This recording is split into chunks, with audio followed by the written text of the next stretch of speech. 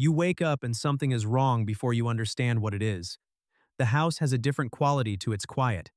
Your dog has not come to find you. The food from last night is still in the bowl. You go from room to room and finally find them in a back corner, behind a chair, in the dark. They look up when you speak their name, but they do not move toward you.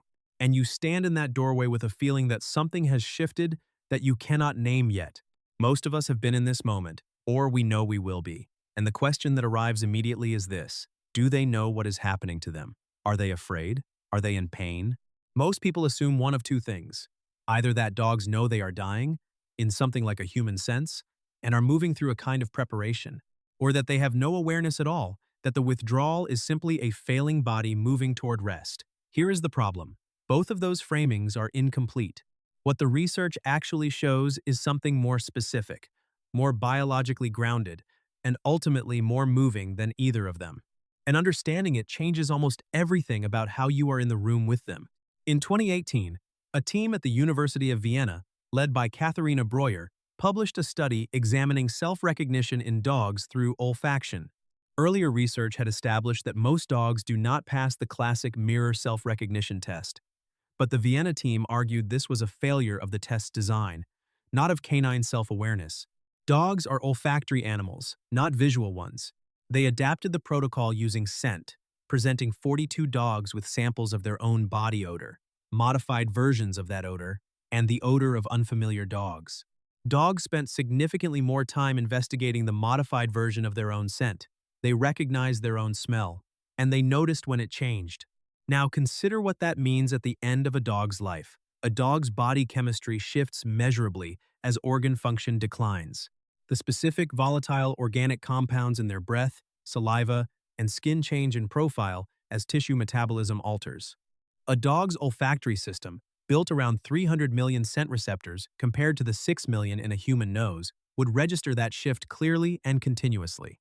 Your dog, in the late stages of illness, is conducting a continuous olfactory audit of their own biological state, and the results of that audit are informing their behavior in real time. A 2021 study from the University of Lincoln examined how 28 dogs adjusted their social behavior when experiencing internal physical discomfort, measured using cortisol, heart rate variability, and skin conductance, versus baseline states. As internal discomfort increased, social approach behavior decreased, predictably and significantly. And it preceded any visible behavioral changes that owners had noticed or described. The dog's body was making the adjustment before the behavior made it obvious. This is sickness behavior beginning to organize. And it is not a sign of giving up. But here is where it gets really interesting. Because that withdrawal is not depression. It is one of the most ancient survival mechanisms in mammalian biology. In 1988, Benjamin Hart, at the University of California Davis School of Veterinary Medicine, published a foundational paper on what he named sickness behavior. Hart documented a coordinated cluster of responses that sick animals across species consistently show when their immune system is significantly activated: social withdrawal, appetite reduction, increased sleep, reduced responsiveness to stimulation. These responses, Hart argued, are not passive byproducts of a failing body. They are actively generated by the nervous system as a coordinated adaptive response to the demands of serious illness. Extended sleep redirects energy from costly physical and social behavior toward immune activation. Social withdrawal reduces the energy cost of engagement and limits exposure to additional pathogens. The body knows what it needs, and it is using everything it has to get there. The neurochemical pathway driving this is worth knowing. When the immune system detects significant tissue damage or systemic illness, it releases proteins called cytokines, specifically interleukin-1 and interleukin-6, into the bloodstream. These cross the blood-brain barrier and act directly on the hypothalamus, the region that regulates sleep, appetite, body temperature, and social motivation. The result is a coordinated downregulation of outward engagement. Your dog does not come to find you, not because they have stopped caring, because their hypothalamus has received a clear molecular instruction to conserve.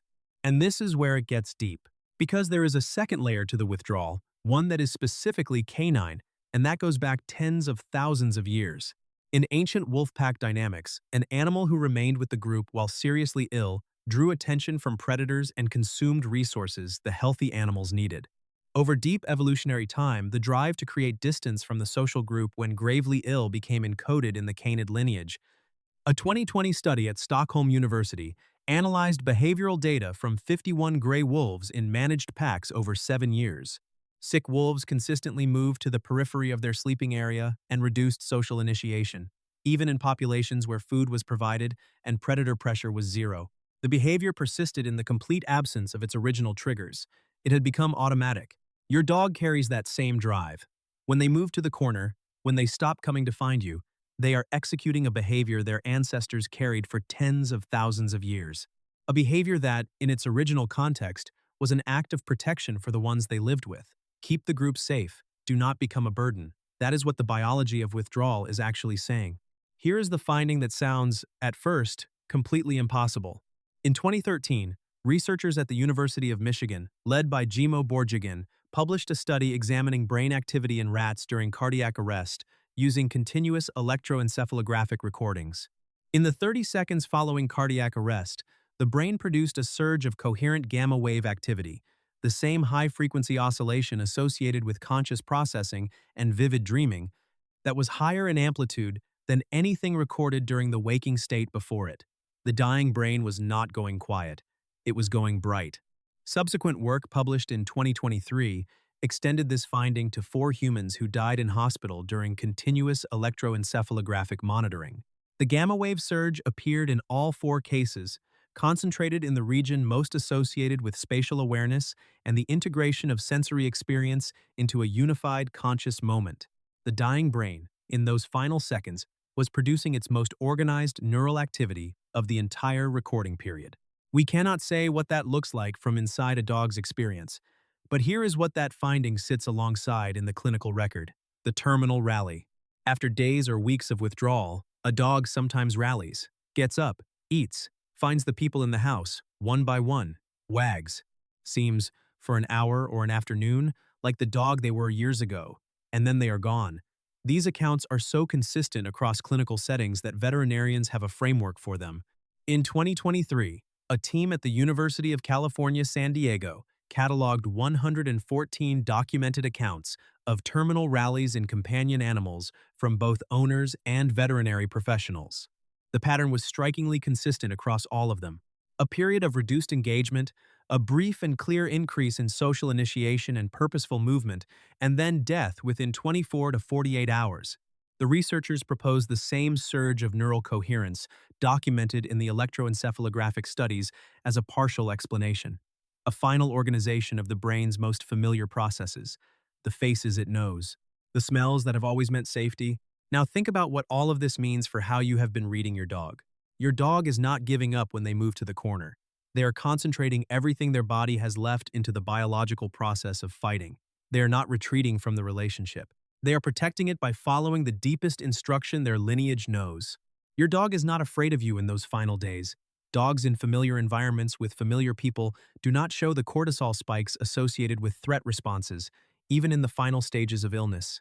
What they show is the low, flat cortisol signature of deep physiological rest, of a nervous system that has found the safest place it knows. And your presence, even when they do not come to you, is not irrelevant. Gregory Burns and his team at Emory University used functional magnetic resonance imaging to identify which stimuli most reliably activated the caudate nucleus, the brain's primary reward anticipation structure, in awake dogs. Of all stimuli tested, including food, novel objects, and unfamiliar humans, the single most activating was the scent of the familiar owner. Your scent does not require you to be in the room. If you are in the house, they know it. And in the brain's reward circuitry, what they register is that the most reliable signal of safety in their entire world is present. You are the last good thing their reward system is reaching for. Not the fear, not the pain, you. 3 changes are worth knowing how to read. A dog engaged in natural sickness behavior will show reduced engagement, reduced appetite, and increased sleep. But continuous vocalization, persistent restlessness without settling, repeated position changes suggesting they cannot find comfort, or labored breathing at rest are not sickness behavior. That is unmanaged pain. And pain in a dog's final days is treatable. That is a reason to call today rather than tomorrow.